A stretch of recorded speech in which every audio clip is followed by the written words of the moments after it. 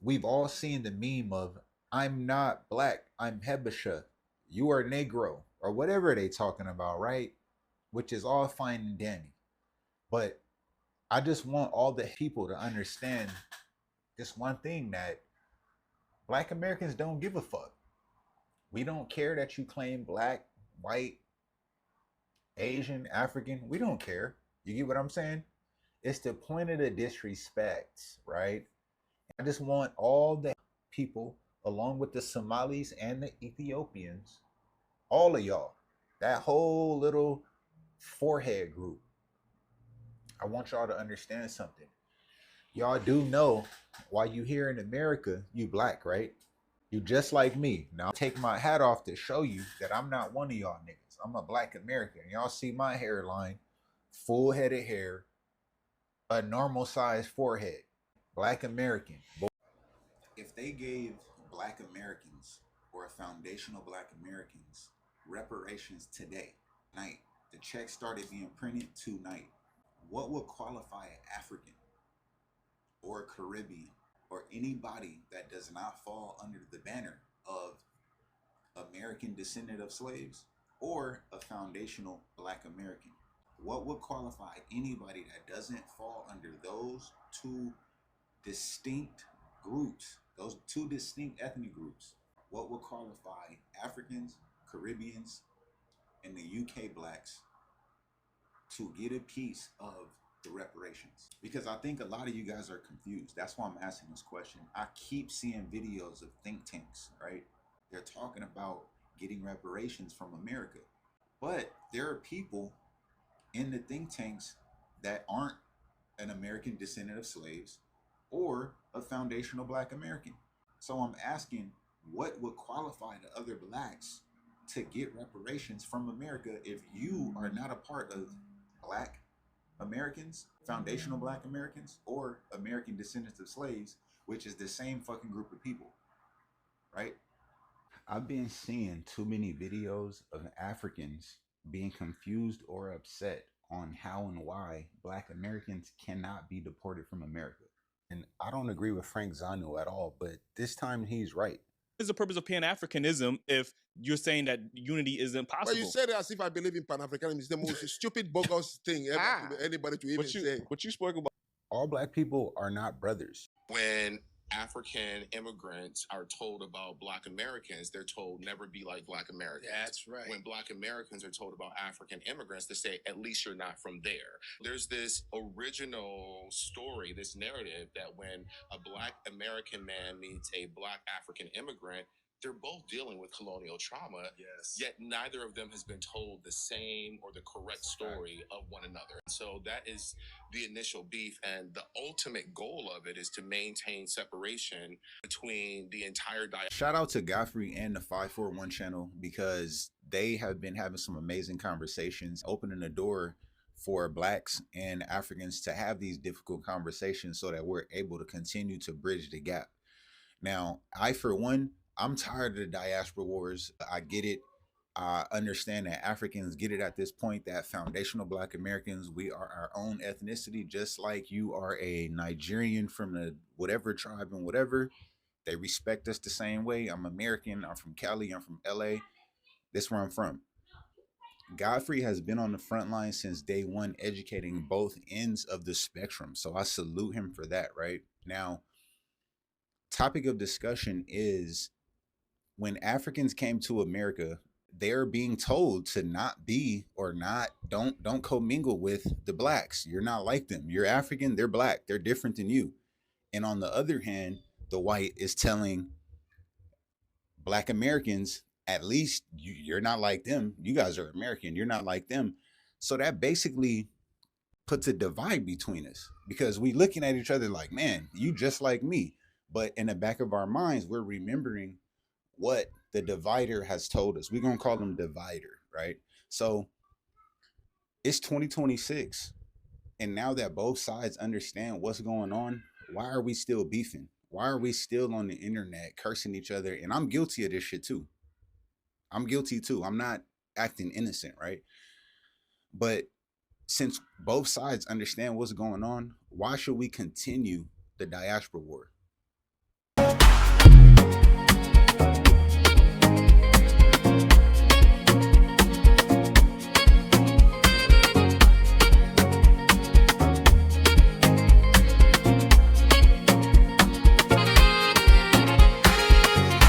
This guy has spent multiple years. This is a guy.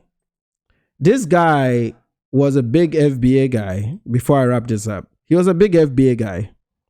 He used to say, he wasn't as bad, but he used to say a lot of mean things about Caribbeans and Africans, right? And I just saw a video of him talking differently because of the events, like the things that have happened over the past few weeks, saying that, well, all black people need to come together all of a sudden. I'm like, oh, you didn't know that? You know, you didn't know that? Like, you spend all these years joking instead of talking about real serious issues and real serious dialogue. Now, I know there's a tribal debate between the blacks, which is fine, right? Because everybody's rooting for their tribe. It's okay. Go Africa, right? But you didn't have to demean and disrespect people and you know, just treat them like they're animals. And now you spend 2-3 years just to make, like, you know, of creating this hatred to make money, thinking that you are in good hands, only to find out that all the systemic issues that you've been crying about is still out there. And it's so amplified in this current political climate that right now, white folks are not even hiding their shit anymore. They're like, this is the boldest I've seen white people my entire life. Like, white folks are not, I watch their YouTube channels because I want to create reaction videos. White folks are no longer even hiding shit. Like, they're not like trying to say, oh no, we can't say the N-word. No, they're saying the N-word with ease, bro. They're saying whatever the fuck they want. There are big YouTube channels that are saying everything they want. You know, my company used to love Juneteenth. We used to celebrate Juneteenth in my company, in corporate. I'm working today. I was telling my wife earlier before I came on that for the first time, I've not seen my company send a company-wide email celebrating Juneteenth. So even, and this is a very liberal company.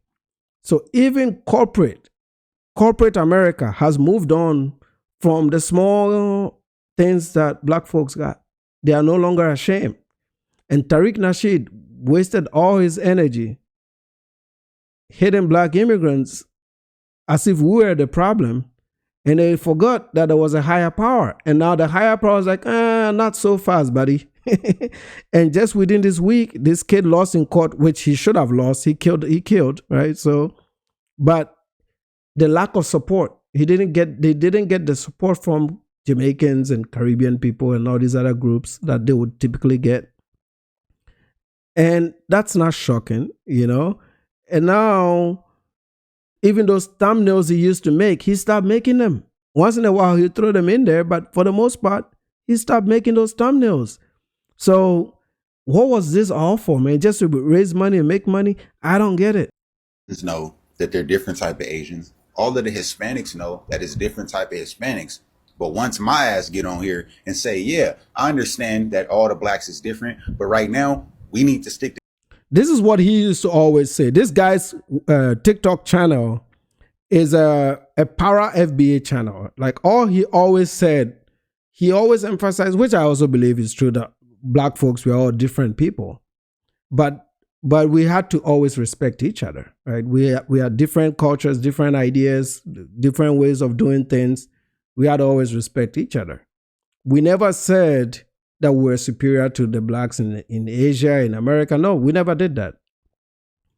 And but we recognize our differences, which is fine. It's not a big deal I mean, it's not a secret when I'm talking to you for you to know that I'm not from here, right? I can't hide that, right? So this whole notion of cosplaying and that, man, 20 years in, I'm as African as it gets, bro. You know, I still wear dashiki, okay? So all these things didn't make sense. Why they were doing this, why they were spending time on doing this.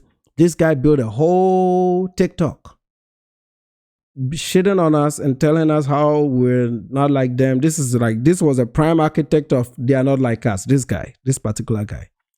But now look at what he's saying. The tone has changed. Let's go back a little bit. Together like everybody else does and say, yeah, I understand that all the blacks is different, but right now we need to stick together like everybody else does when it's time for them to stick together. Why is that a bad message to half of you niggas? It's the weirdest shit ever, and that's part of the problem on why our people are so fucked up. Because we be missing the plot. Everybody else don't. Yeah, the Asians, yeah, Cambodian, Japanese, Hawaiian, right? Filipino. But when it's time to be Asian, it's stop Asian hate. Why the hell is that so hard for us to understand? Niggas telling me, bro, listen, my last 3 posts opened my eyes to the truth about my fucking group of people, bruh.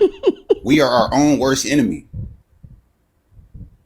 I literally said, okay, I understand that we all different. We all understand that we all different. But for right now, how the whole fucking world is against all of us because they don't give a fuck if you're Haitian and I'm a black American. We niggas to them.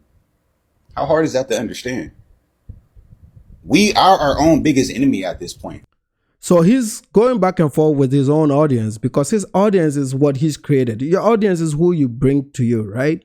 He's created an audience of mostly black Americans that lean the FBA cult, the Tariq guys. And he made videos and people loved his content because he always insisted on how different we are and they're not like us.